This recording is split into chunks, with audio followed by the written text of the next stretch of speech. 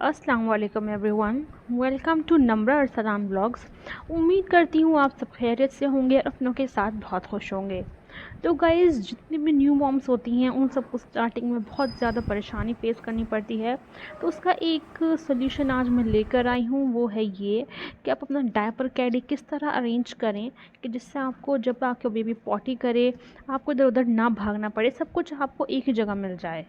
तो ये है मेरा डायपर कैडी, जिसको मैं जब से मेरा बेबी बॉर्न हुआ है मैं तब से यूज़ करती हूँ। मैंने इसे स्टार्टिंग में ही अरेंज कर लिया था। और जब भी मुझे सब मेडिसिन देनी पड़ती है तो मुझे इधर उधर नहीं भागना पड़ता कि ये वाली मेडिसिन इस टाइम, सब कुछ सेटल रहता है। जब वो पॉटी करता है तो हर चीज़ इसी के अंदर मौजूद होती है।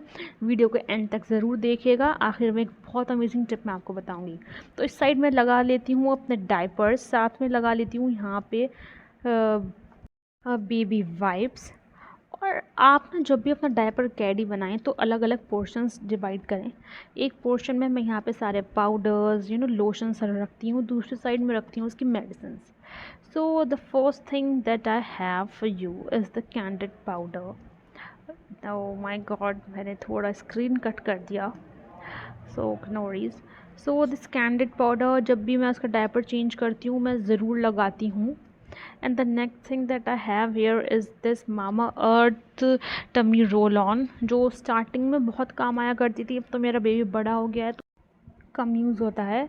तो the next thing that I have is this Himalaya body lotion, जो भी फर्स्ट 3 मंथ से मैंने यूज़ करा, लेकिन उसके बाद मेरे बेबी एलर्जिक हो गया था। तो फिर उसके बाद जो डॉक्टर ने प्रिस्क्राइब करा मैंने वही लोशन यूज़ करा। And this is that lotion जो जब से ही मैं यूज़ कर रही हूँ, डॉक्टर ने उसको लिखा था, ये हमने उसको डर्मेटोलॉजिस्ट के दिखाया था, तो वही लोशन मैं उसको लगाती हूँ। और ये है एक बहुत ही अमेजिंग टूल जिसके अंदर सारी चीज़ें होती हैं। Like you have their is the little nail cutter which is so cute. You can easily cut the nails of your baby, जिससे आप, ये बहुत ही हैंडी है, आप कहीं इसको लेके भी जा सकते हैं, बहुत क्यूट लगता है। और दूसरी चीज़ है यहाँ पे है, वो है ये सीज़र जो आगे से पॉइंटेड नहीं होती है। अगर आपको बेबी के कुछ कट करना है, लाइक उसके ड्रेस में कुछ स्ट्रैप वगैरह लगा हुआ है, आप इससे कट कर सकते हैं। The nail filer and the clipper, जो बहुत यूज़फुल होते हैं, बच्चों के लिए बहुत काम आते हैं। तो इसको मैं इसके अंदर ही रख लेती हूँ, एंड एनी केस मुझे ज़रूरत पड़ जाए या उसके नेल्स जब काटने पड़ते हैं तो मुझे हमेशा याद रहता है। और the next thing that I have here is the massage oil, Dabur red oil, जो मैंने विंटर्स में यूज़ करा था, मैं नहीं यूज़ करती हूँ, मैं उसे कोकोनट ऑयल से ही मसाज करती हूँ। So moving on to the next section, जहाँ पे सिर्फ उसकी मेडिसिन रखी रहती हैं और शैम्पूज़ वगैरह। तो ये यहाँ पे है उसका शैम्पू, जो भी डॉक्टर ने लिखा था, क्योंकि उसको क्रेडल कैप हो गई थी, तो इससे अल्हम्दुलिल्लाह बहुत फ़ायदा हुआ है। And the next thing is the colic acid drops, जब भी वो उसको गैस होती है थोड़ी बहुत मैं उसे दे देती हूँ। And the next medicine here is the vitamin D3, which is so essential for your baby. Please skip नहीं करिएगा, अपने बेबी को डेली दीजिएगा। And next is the calamine lotion, ये भी जब भी यूज़ होता था जब मेरे बेबी को बहुत एलर्जी हो गई थी। और ये एक अलग से उसका एक हेयर लोशन है जो उसके हेड में लगता था, क्योंकि जब उसको क्रेडल कैप हो गई थी तो डॉक्टर ने प्रिस्क्राइब करा था, तो मैं इसको रोज़ लगाया करती थी। And this is so important, ये कैंडिड ट्यूब आती है, जैसे पाउडर आता है ना, ऐसे एक ट्यूब आती है जो आप अपने बेबी को लगा सकते हैं। ये रैशेज़ एलर्जीज में बहुत हेल्प करती है। And the next thing is this olive oil, इसमें भी मैं विंटर्स में ही ज़्यादा मसाज करती थी, बेबी के लिए बहुत हेल्पफुल रहता है, बहुत बेनिफिशियल रहता है। And the next is the nasal spray drops, जो ब्लॉक्ड नोज़ में आप बेबी डाल सकते हैं।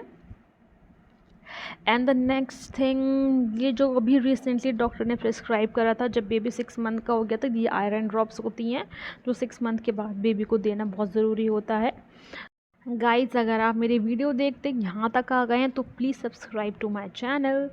और यह एक बहुत इम्पॉर्टेंट और अमेजिंग टिप, कि जब भी आप अपना डायपर कैडी अरेंज करें तो प्लेंटी ऑफ पॉली बैग्स इसमें ज़रूर रखें, जिसके अंदर आप अपना डायपर डालकर फेंकें, क्योंकि मैं तो पूरा पैकेट ही रख लेती हूँ, आजकल ख़त्म हो रही हैं, तो ये 3-4 ही बची हैं। Moving on to the pockets, यहाँ मैं रखती हूँ बेबी का हेयर ब्रश, और यहाँ पर रखी रहती हैं उसकी बहुत सारी ट्यूब्स, जो कि ये सारी उसकी फ़ेस एलर्जी की हैं, और ये भी फेस एलर्जी क्रीम है जो डॉक्टर ने लिखी हुई थी जब बेबी को बहुत ज़्यादा एलर्जी हो गई थी। और next the most important thing जो you can't skip is the diaper rash cream. जब भी आप अपने बेबी का डायपर चेंज करें, ट्यूब ज़रूर लगाएं और कम से कम 15 मिनट्स का डायपर फ्री टाइम ज़रूर दें। सो गाइज़, अगर आपको मेरी वीडियो हेल्पफुल लगी है तो प्लीज़ मेरे चैनल को सब्सक्राइब करें, लाइक का बटन प्रेस करें। Bye bye.